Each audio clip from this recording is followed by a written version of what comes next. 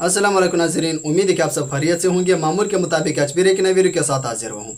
आज की वीडियो में हम एक्सप्लेन करेंगे गाल्जी अपरेटस। गाल्जी अपरेटस क्या चीज़, इसको गाल्जी बॉडीज भी कहते हैं। तो गाल्जी अपरेटस एक साइंटिस्ट था जिसका नाम कैमिलो गाल्जी था। उसने 1898 में इसको डिस्कवर्ड किया है, इस सेल ऑर्गेनेली को। इसलिए इस साइंटिस्ट के नाम से ही इस ऑर्गेनेली या इस स्ट्रक्चर का नाम गाल्जी रख दिया गया है, क्योंकि साइंटिस्ट का नाम कैमिलो गाल्जी था। उसने इसको डिस्कवर किया 1898 में। तो इसको आप लोगों ने MCQ के लिए याद रखनी है। तो अब बेसिकली ये है क्या चीज़, गाल्जी अपरेटस। गाल्जी अपरेटस सिस्टनी के एक स्टॉक पर मुश्तमिल होती है। तकरीबन 4 to 8 सिस्टनी एक गाल्जी अपरेटस बनाती है। सिस्टनी क्या चीज़ है, ये जो आप लोगों को दिख रही है ना, ये जो लेयर है इसे सिस्टनी कहते हैं। इसे हम प्रीवियस लेक्चर में पढ़ चुके हैं एंडोप्लाज्म रेटिकुलम के हवाले से। वहाँ पर इस तरह के जो लेयर थे, स्ट्रक्चर थे, उसको हमने सिस्टर्नी का नाम दिया है। तो इन चीज़ों को सिस्टर्नी कहते हैं। तो ये सिस्टर्नी का एक स्टॉक होती है 4 से लेकर 8 सिस्टर्नी, तकरीबन 4 to 8 सिस्टर्नी होती हैं। वो मिलकर एक गाल्जी अपरेटस बनाते हैं। अब देखते हैं सिस्टर्नी क्या चीज़ है। Cisternae flat and membranous sac, ये मेम्ब्रेन के बने हुए फैले हुए एक थैलियाँ होती हैं।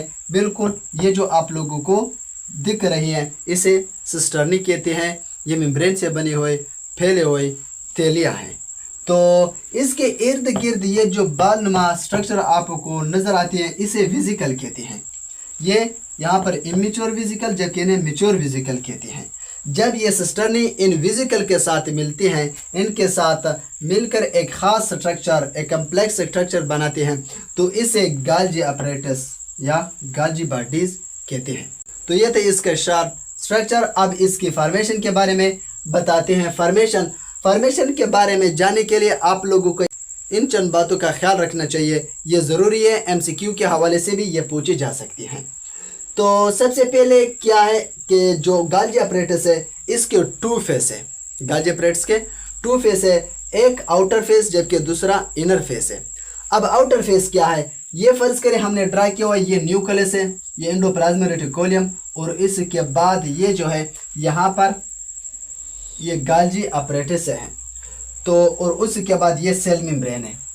इसका जो न्यूक्लियस की तरफ वाला हिस्सा है इसे आउटर फेस कहते हैं। इस हिस्से को आउटर फेस कहते हैं, जबकि जो सेल मेम्ब्रेन की तरफ इसका जो हिस्सा है इसे इनर फेस कहते हैं। इनर फेस कहते हैं, इसको आप लोगों ने याद रखना है MCQ के लिए। और जो आउटर फेस है इसको फार्मिंग फेस कहते हैं। ये जो आउटर फेस है इसको फार्मिंग फेस कहते हैं, जबकि इनर फेस को मैच्योरिंग फेस कहते हैं। आप समझते हैं कि इसको फार्मिंग और इसको मैच्योरिंग क्यों कहती है, क्योंकि जब एक गाल्जी अपरेटस बनती है तो वो सिस्टर्नी से मिलकर बनती है।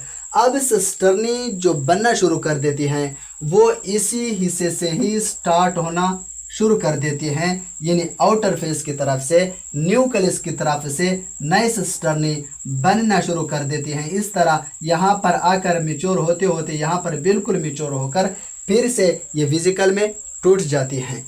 यहाँ पर एंडोप्लाज्म रेटिकुलम से विजिकल आते हैं, ये ख़ास किस्म के स्ट्रक्चर हैं।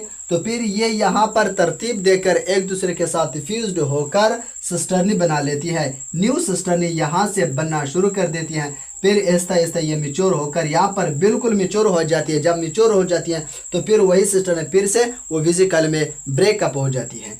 इसलिए इसको फार्मिंग कहती है, क्योंकि सिस्टर्नी यहाँ से बनना शुरू कर देती है और यहाँ पर सिस्टर्नी मैच्योर हो जाती है, इसलिए इसको मैच्योरिंग फेस कहती हैं। और इसको सिस भी कहा जाता है, सिस फेस, और इसको ट्रांस फेस कहा जाता है। MCQ के लिए बहुत इंपॉर्टेंट है, तो आप लोगों ने इसको याद रखना। ये चंद टॉपिक थे MCQ और वैसे इंफॉर्मेशन के लिए बहुत ज़रूरी है। अब बात करते हैं इसके फंक्शन की। गाल्जी अपरेटस के आखिरकार इसका फंक्शन क्या है। इसका फंक्शन में सबसे पहले सेल सिक्रेशन, उसके बाद transportation and formation of glycoprotein glycolipid. Cell secretion क्या है, सिक्रेशन का मतलब सिक्रेट करना, खारिज करना, निकाल देना। तो ये राइबोसोम प्रोटीन को सिंथेसाइज करता है। राइबोसोम फर्ज करें ये न्यूक्लियस है, न्यूक्लियस के अंदर ये मौजूद न्यूक्लियोलस है, न्यूक्लियोलस में राइबोसोम होती है। राइबोसोम का फंक्शन है प्रोटीन को सिंथेसाइज करना, इसलिए राइबोसोम को फैक्ट्री ऑफ प्रोटीन कहा जाता है। जो यहाँ पर प्रोटीन सिंथेसाइज हो जाता है, फिर इसी प्रोटीन ने यहाँ पर रहना नहीं है, बल्कि इसने कहीं ना कहीं जाना होता है, किसी न किसी फंक्शन में इन्वॉल्व होना होता है।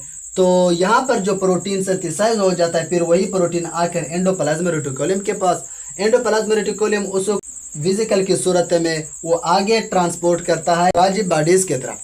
फिर गाल्जी बॉडीज इसी प्रोटीन को सिस्टर्नी में इस तरह पैक कर देते हैं। आखिरकार इसी प्रोटीन को यहाँ पर वेसिकल में पैक करके सेल मेम्ब्रेन से बाहर इसको ट्रांसफ़र कर दिया जाता है किसी भी फंक्शन में इन्वॉल्व होने की, क्योंकि प्रोटीन बहुत से फंक्शन, बहुत से एक्टिविटीज़ में इन्वॉल्व होता है। तो यहाँ पर प्रोटीन बनकर इसका जो प्रोटीन का जो ट्रांसफॉर्मेशन है न्यूक्लियस से लेकर सेल मेम्ब्रेन से बाहर तक जो रोल प्ले करता है, वो गाल्जी बॉडीज, गाल्जी अपरेटस का ही काम है कि वो प्रोटीन को बाहर ट्रांसफ़र कर देता है।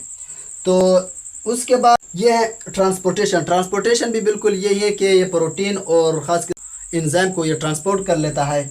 और उसके बाद formation of glycolipid and glycoprotein. ग्लाइकोमीन कार्बोहाइड्रेट्स, लिपिड और यहाँ पर प्रोटीन है। यही गाल्जी बॉडीज या गाल्जी अपरेटस कार्बोहाइड्रेट्स को लिपिड के साथ ऐड करके ग्लाइकोलिपिड बनाते हैं और प्रोटीन के साथ कार्बोहाइड्रेट्स को ऐड करके ग्लाइकोप्रोटीन बनाते हैं। ये भी इंपॉर्टेंट फंक्शन है गाल्जी अपरेटस की।